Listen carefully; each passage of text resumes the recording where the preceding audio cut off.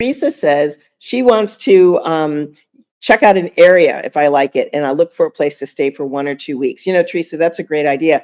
I've actually had people ask me to house sit because they're in the process of retiring, and so they have a house and then they're staying someplace for 4 weeks to look at the community and the real estate and what's there to decide if that's where they want to move, because they want to move from where they are and they're trying to decide where they want to go. I will also tell you, I usually do my house sits for a minimum of 3 to 4 weeks and only fill in with short ones when I want to.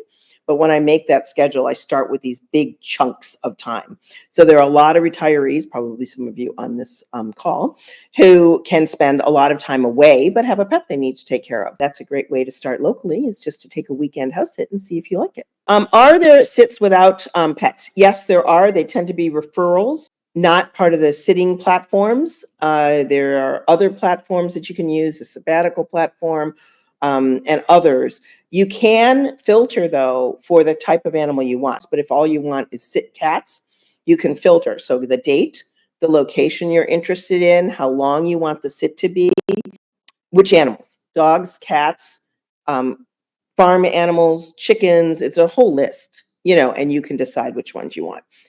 So that is the consolation, right? Absolutely. You can stay in a hotel, you can rent an Airbnb, and go do whatever you want. I'm not a pet person. Any suggestions for not pet lovers? You know what, Julie?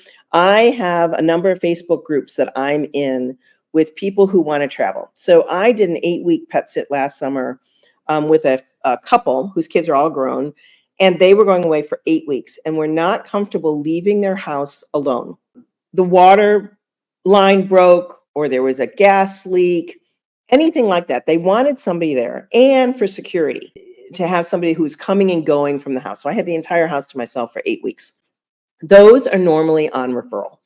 If you could get into, let's say, maybe a Del Webb community or a condo, which is kind of odd because they usually have doormen and good security, but maybe they have plants that they need to get taken care of. So it just depends. I think you need to work your network for that. So that's a good question, Julie. Do you plan for the entire year? So I started this process in February while I was still in South America and Antarctica. And I start looking for sits and applying. And again, I only applied for 3 or 4 weeks at a time. And by the time I finished in March, I had applied and interviewed and confirmed all my sits from June through now. But the ones now, I actually thought I would be gone by now. But this one and the one that I'm going to in LA asked if I would be available. So I decided to stick around in October and November. Sits popped up in Las Vegas, which I needed to go to drop my car to start traveling again in January and February. So I was here house sitting from June to November, or December rather, which actually just gives me more money to spend. And I'm in the process now of planning January through June of 25.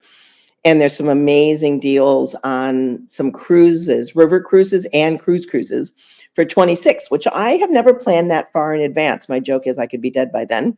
But at 50% off, if you book now in 2026 with a low deposit, which you lose if you decide not to go, is a really good deal. So I think I am going to start looking at 2026, book some, and buy the travel insurance the day I book. That's another tip. Book your travel insurance within, I think it's 90 days or 30 days of putting a deposit down. There are other perks that you get with that travel insurance. Oh, you retired 4 years. Oh my gosh, where to go first? One is I always look at currency. So obviously going from the US to Mexico, your US dollar goes really far. Right now, euro is on par. Asia, much better. Southeast Asia. So I think it depends on your travel well for less budget. You're just retiring. You want to take 4 weeks and go see the world, and you're going to spend 5 figures on that. Okay. And then maybe you'll figure out something from there. I mean, I kind of feel like retirement is a congratulatory, celebratory time. And if you have some money and there's a place on your bucket list, why not just kick it off from there? So I'd say look at your bucket list, look at your budget, look at the currency to see that your money, how far your money will go. Are there friends that you can go with or go visit? So plot that out on a map. And I visit friends all the time. And just go for it. And the other thing is, we're adults. You can be flexible. You don't like it, leave. So it depends. Do you want to be on a cruise ship and be pampered and taken care of for the next 4 weeks or 2 weeks or 1 week? Do you feel like plopping yourself in Paris and eating all the croissants and cafe that you can? Do that. Maybe a beach here. December, January, it'll be gorgeous in Mexico. It's a little hot and humid right now. So look at climate, money, time, what kind of vacation, vacation to retirement or vacation from work it might be. 2026, a river cruise. I am looking at the Douro River in Portugal. We are looking at France, and we are looking at a couple of others on this wonderful river cruise.